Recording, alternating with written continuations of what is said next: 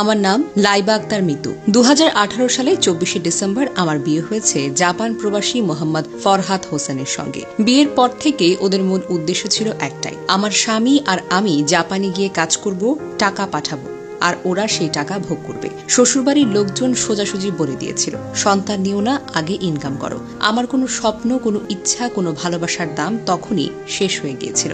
2021 সালের নভেম্বরে আমি জাপানে যাই স্বামীর কাছে, কিন্তু কিছুদিন পর জানতে পারি আমি গর্ভবতী। এই খবরটা সুখের হওয়ার কথা ছিল, অথচ হয়ে উঠল আমার জীবনের সবচাইতে বড় অভিশাপ। শ্বশুরবাড়ির লোকজন তো রেগে আগুন, বলল বাচ্চাটা নষ্ট করে ফেলো, এখন সময় না।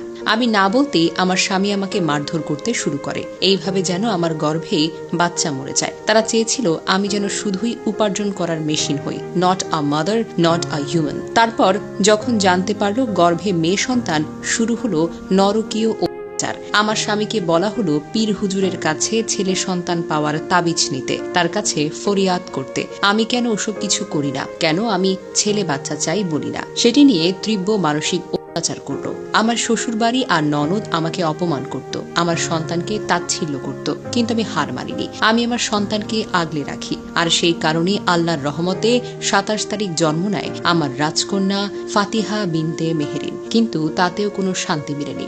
নবজাতক মেয়েকে কেউ দেখতে পারত না। আমার ননদ আমার মেয়েকে হিংসা করত, যদি তার ভাই আমার জন্য কিছু করত সেটা নিয়েও তাকে গালাগালাজ করত। এভাবে কখনো হাত ভেঙে, কখনো পা ভেঙে, কখনো মাথা ফাটানো, কখনো আবার দাঁত ভেঙে ফেলা অত্যাচার দিন দিন চলতেই লাগলো। মেয়েটা 2 বছরে পা রাখে। তখন ওর বাবার কথা মতো তার ও আমার পরিবারের সবাইকে আমার মেয়েকে দেখানোর জন্য 2025 সালের 31 জানুয়ারি আমরা 1 মাসের জন্য বাংলাদেশে আসি। এসে শ্বশুরবাড়িতে ছিলাম বেশ কিছুদিন। শ্বশুরবাড়ির লোকেরা বলল, তোমরা 2 দিন বাপার বাড়িতে যাও, ঘুরে আসো। আমার স্বামী আমাদের সাথে আসতে চায়নি, সে তার পরিবারকে সময় দিতে চায় বলে আমি ও আমার মেয়ে বাবার বাড়িতে আসি 2 দিনের জন্য। কিন্তু সেই ভাগে তারা আমার স্বামীকে একা জাপান পাঠিয়ে দেয়, আমার ও আমার মেয়ের পাসপোর্ট, রেসিডেন্ট কার্ড দিয়ে। আমাদের কোনো অনুমতি ছাড়াই বিদেশ থেকে আমাদেরকে বিচ্ছিন্ন করে ফেলে। এরপর জানতে পারি গোপনে তার পরিবারের সদস্যদের সঙ্গে পরিকল্পনা করে তিনি ডিভোর্স পেপার তৈরি করে আমাকে ডিভোর্স দিয়েছেন। এখন সে অন্য এক নারীর সঙ্গে সম্পর্কে আছে।